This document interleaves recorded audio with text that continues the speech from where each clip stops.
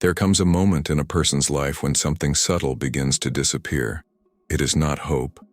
It is not kindness. It is not even the desire to connect with other people. What disappears is something far more dangerous: the ability to be convinced by appearances. At first, you barely notice it. Compliments stop affecting you the way they once did. Promises sound less convincing. Conversations that used to feel meaningful suddenly leave you strangely empty. You begin to realize that words, no matter how beautiful, have lost the power they once held over your mind.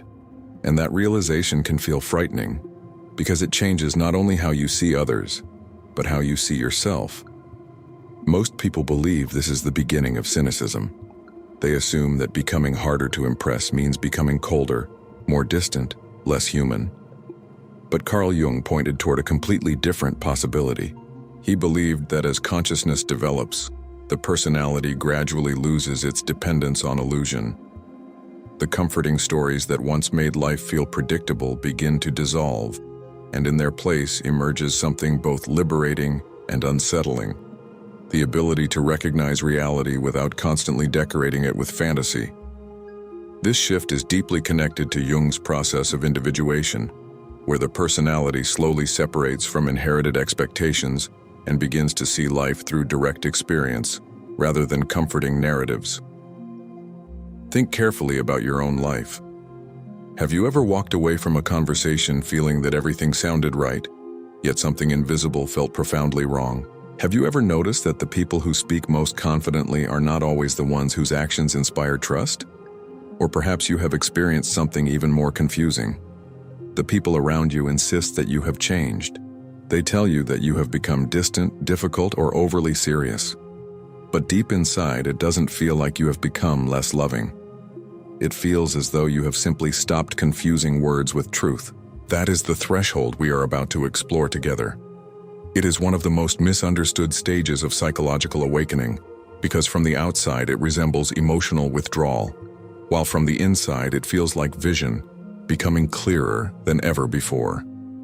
As we move deeper into Jung's insights, you may discover that many of the changes you feared were signs of becoming cold, are actually signs that your mind has begun distinguishing the mask from the face.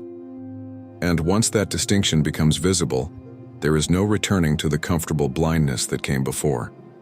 What happens next may challenge almost everything you thought you knew about trust, relationships, authenticity, and the hidden cost of finally seeing people as they truly are. The greatest mistake people make is believing deception begins with other people. We imagine that manipulation starts when someone lies to us, when a partner betrays us, or when a friend hides their true intentions. But Jung observed something far more unsettling throughout his clinical work. Long before another person deceives us, the psyche has already begun deceiving itself. We rarely encounter people exactly as they are. Instead, we encounter them through layers of projection, expectation, longing, and unconscious desire. In other words, we don't simply meet another human being, we meet the version our unconscious desperately wants to believe exists. Imagine meeting someone who seems calm, intelligent, and emotionally mature. Within minutes, your mind quietly begins filling in the missing pieces. If they appear confident, they must also be trustworthy. If they listen carefully, they must genuinely care. If they make you feel understood once, perhaps they will always understand you. None of these conclusions come from evidence. They emerge automatically from psychological patterns hidden beneath conscious awareness. Jung believed that projection is one of the most powerful forces governing human relationships, because it allows us to see our own unconscious contents reflected onto other people, instead of recognizing them as our own. This is why disappointment often feels far more painful than the event itself. The betrayal hurts, but what truly devastates us is the collapse of the invisible world we built around another person. We are not grieving only what happened. We are grieving everything we imagined would happen. The future we silently constructed. The loyalty we assumed existed. The permanence we never actually possessed. Reality does not simply remove a person from our lives. It destroys an entire psychological architecture that existed only inside our minds. Think back to someone who once seemed extraordinary. Perhaps they inspired you. Perhaps you admired their confidence or their kindness. Then, Almost imperceptibly, small inconsistencies began appearing. A careless remark, a broken promise, an act of selfishness disguised as necessity. At first you explained it away because your internal image was stronger than reality itself. The mind always protects its fantasies before surrendering them, but eventually the evidence became impossible to ignore. And when the illusion finally collapsed, it felt as though the person had changed overnight. Yet Jung would ask a far more uncomfortable question. Did they truly change? Or did your projection simply lose its grip? This question marks one of the earliest stages of psychological awakening.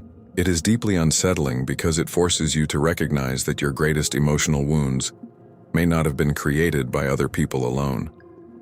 Many of them were amplified by the stories your unconscious quietly wrote long before reality had the chance to speak. Once you understand this mechanism, something remarkable begins to happen. You stop rushing to define people after the first impression. You become slower to admire, slower to condemn, and infinitely more interested in observing patterns than believing promises. And that subtle shift becomes the foundation for a kind of clarity that very few people ever reach. In the next part, you'll discover why this clarity makes many people feel that you've become distant, when in truth you've simply stopped feeding illusions. One of the strangest consequences of seeing people more clearly is that they often believe you are the one who has changed. They tell you that you have become colder, less enthusiastic, harder to impress, more distant than before. But what they rarely understand is that distance is not always created by the person who steps away. Sometimes it is created by the disappearance of illusion. When you stop projecting fantasies onto others, you also stop participating in relationships that depended on those fantasies to survive. This explains why individuation is frequently misunderstood. Jung never described it as becoming isolated from humanity. Quite the opposite. He believed it was the process of becoming psychologically whole. But becoming whole comes with an unexpected side effect. You no longer need people to fulfill unconscious roles inside your own psyche. They no longer have to become your savior, your rescuer, your source of identity, or the missing piece that completes you. The more integrated you become, the less psychological labor you force other people to perform without even realizing it. And that changes every relationship you have. This is precisely why many relationships begin to feel different after profound inner growth. The conversations haven't necessarily changed. The people haven't suddenly become worse. What has changed is your threshold for unconscious performance. You begin noticing subtle inconsistencies that previously escaped your attention. Someone speaks about loyalty while repeatedly disappearing whenever life becomes inconvenient. Another person constantly praises honesty but becomes defensive the moment uncomfortable truths appear. Someone insists they love authenticity, yet carefully adjusts their personality, depending on who is standing in front of them. None of this is dramatic. It is simply visible now. Jung devoted much of his work to understanding what he called the persona, the social mask every individual develops in order to function within society. The persona is not inherently false. It serves an important purpose. Without it, social life would become nearly impossible. The danger begins when people mistake the mask for the entire person. The longer someone identifies exclusively with their persona, the more disconnected they become from the parts of themselves they refuse to acknowledge. Those rejected parts do not disappear. They retreat into the shadow, quietly influencing behavior from beneath conscious awareness. This is why certain interactions begin to feel strangely exhausting once your perception deepens. You are no longer speaking only with the words a person says. You are also sensing the tension between what they present and what they unconsciously conceal. The gap between those two realities becomes difficult to ignore. Some people call this intuition. Others call it maturity. Jung would likely describe it as growing awareness of the unconscious forces shaping human behavior. And here lies the uncomfortable paradox. The clearer you see others, the less interested you become in judging them. Judgment belongs to certainty, but awareness brings complexity. You begin realizing that almost everyone is acting from wounds they barely understand themselves. The arrogant often hide insecurity. The controlling frequently fear abandonment. Those who constantly seek admiration may secretly feel invisible. Instead of hatred, your clearer vision often produces compassion. But it is no longer the kind of compassion that sacrifices your own peace to preserve someone else's illusion. This is where authentic boundaries begin. Not from anger, not from revenge, but from finally recognizing that understanding another person's unconscious does not obligate you to participate in it. And once that realization settles into your life, your relationships stop revolving around emotional rescue and start revolving around psychological truth. That transformation is quiet, almost invisible, yet it changes everything that follows. There is a point in psychological development when you stop asking the question that once consumed so much of your energy. Why did they do this to me? It sounds like maturity, but it feels nothing like victory. Instead, it feels strangely quiet, almost disappointing. Because the answer you eventually discover is rarely satisfying. Most people did not hurt you because they spent years planning your suffering. They hurt you because they were acting out patterns they had never examined within themselves. And if Jung was right, they may not have even understood the forces driving their own behavior.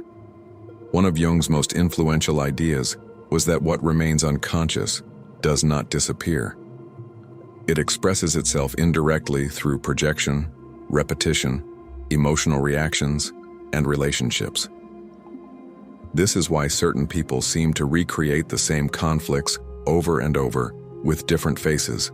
The circumstances change, the names change, yet the emotional pattern remains almost identical.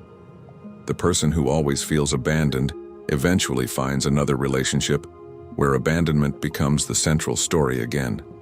The individual obsessed with betrayal somehow continues attracting situations that confirm their deepest fears.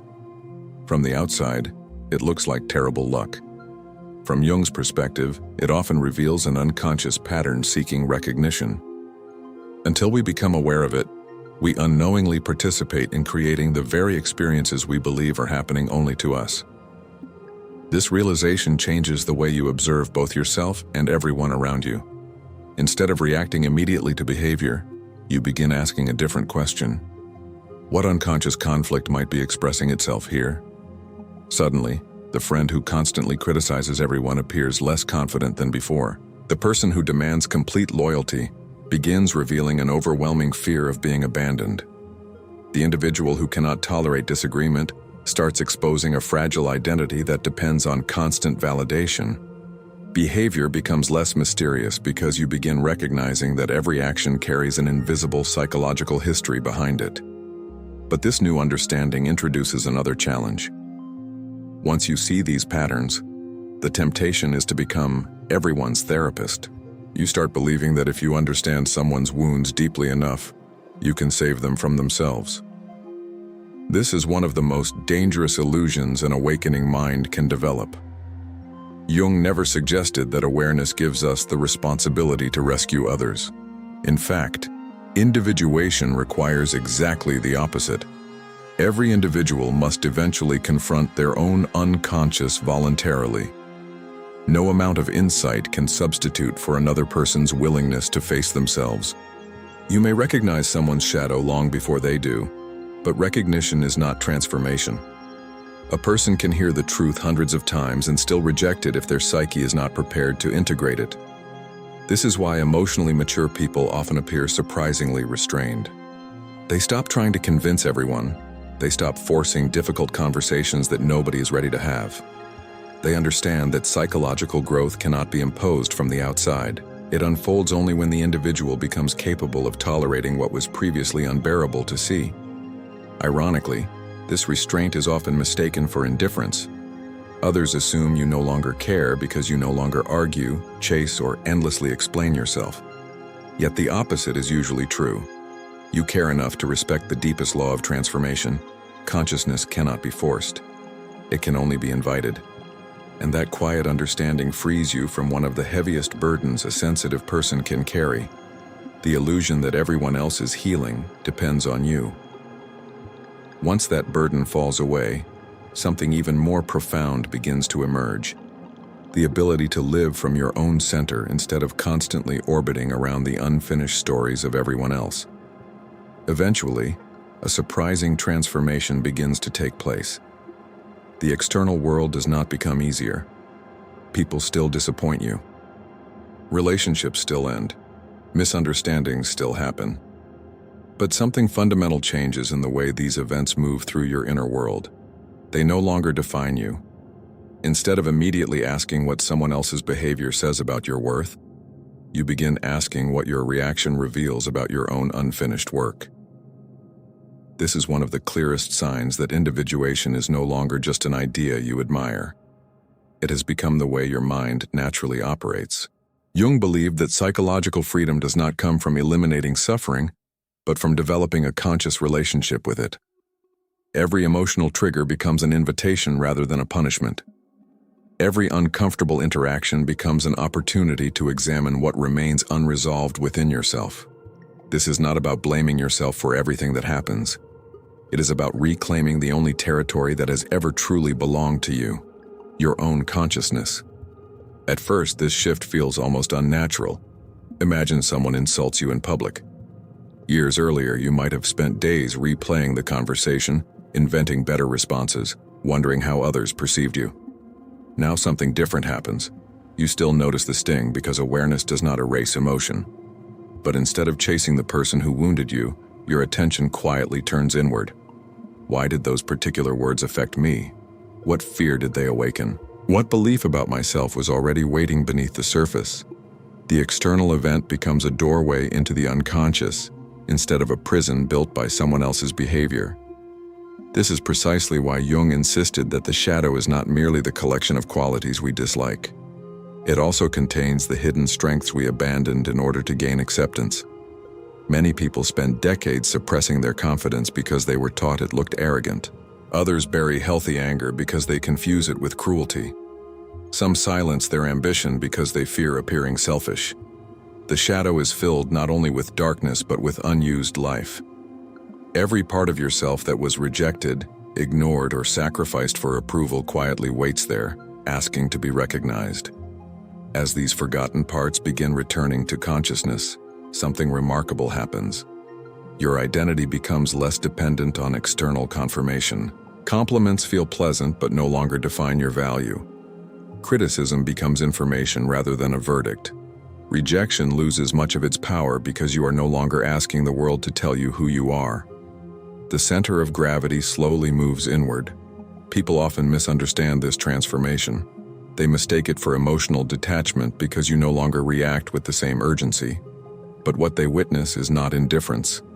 It is integration. Your emotions are no longer driving you unconsciously. They have become signals rather than masters.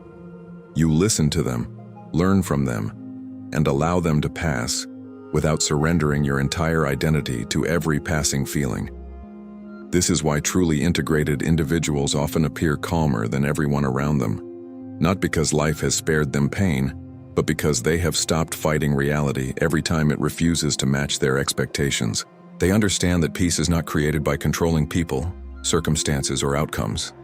It emerges when the unconscious no longer controls the person living through those experiences. And once that inner stability begins to grow, the final stage of this journey reveals itself.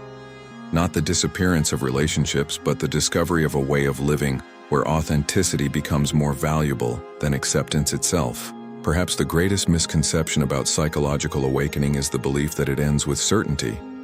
People imagine that after enough healing, enough self-reflection, enough shadow work, they will finally understand everyone around them. They expect complete clarity, complete confidence, complete peace. But Jung's vision was far more profound than that. The destination is not certainty, it is authenticity. The more conscious you become, the less interested you are in controlling reality, and the more willing you become to meet it exactly as it is. This is why the final stage of individuation often feels surprisingly ordinary from the outside. You no longer need to prove your intelligence in every conversation. You stop chasing people who repeatedly show you they cannot meet you where you stand. You stop exhausting yourself trying to rescue those who have no desire to rescue themselves. And perhaps most importantly, you stop abandoning your own inner life simply to preserve the comfort of others. There will still be moments when loneliness visits you. There will still be days when misunderstanding hurts. You will still encounter people who misread your silence as arrogance, your boundaries as rejection, and your authenticity as distance. But something inside you no longer panics when this happens. You understand that being misunderstood is often the natural consequence of refusing to perform a version of yourself designed only to earn approval. Carl Jung once wrote, "The privilege of a lifetime is to become who you truly are." That sentence carries far more weight than it first appears. Becoming who you truly are is not a reward handed to you by the world. It is the result of countless quiet decisions. The decision to question your projections instead of blindly believing them. The decision to face your shadow instead of hiding from it. The decision to seek truth even when illusion feels safer. And perhaps the hardest decision of all, the willingness to let certain relationships fade when they require you to betray yourself in order to keep them alive. If this journey has awakened something inside you, don't rush to apply it to everyone else. Begin with yourself. Observe your reactions with honesty instead of judgment. Notice where your expectations still create unnecessary suffering. Pay attention to the stories your mind tells before reality is spoken. Every moment of awareness weakens the unconscious patterns that once controlled your life without permission. And one day, almost without noticing, you may discover that the peace you spent years searching for was never hidden inside another person's approval, affection, or understanding. It was quietly waiting beneath every mask you were willing to remove, every illusion you had the courage to surrender, and every uncomfortable truth you finally allowed yourself to face. That is not the end of the journey. It is the moment your real life begins.